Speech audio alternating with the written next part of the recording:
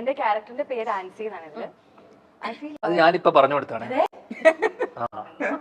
എന്റെ ക്യാരക്ടറിന്റെ പേര് ഞാൻ പറഞ്ഞ ആൻസി.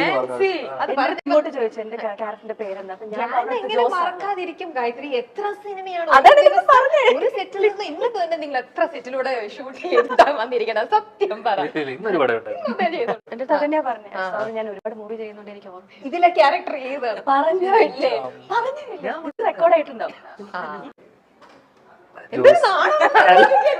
ഓർത്തെടുക്ക. സ്കൂൾ മാഷാ. അപ്പോ ഞാൻ പിന്നെ എല്ലാ ജോലിയും ചെയ്യുന്നോണ്ട് എനിക്കൊരു സ്കൂൾ മാഷ ഒരു എല്ലാം ഇങ്ങനെ ഇത്ര ഈസി ഫ്രീ ആയിട്ട് ഇങ്ങനെ ഹാൻഡിൽ ചെയ്യാൻ പറ്റും. എല്ലാത്തിലും ഒരേപോലെ അതുകൊണ്ട് ഞാൻ അങ്ങനെ പറയരുത്. പ്രത്യേകിച്ച് ഒരു വ്യത്യാസവും തോന്നുന്നില്ലെന്നോ? അതുകൊണ്ടാണ് ഈ ഇറങ്ങുന്ന സിനിമയിൽ എല്ലാവർക്കും ഞാൻ ശ്രീനിവാസനെ വേണല്ലോ. പിന്നെ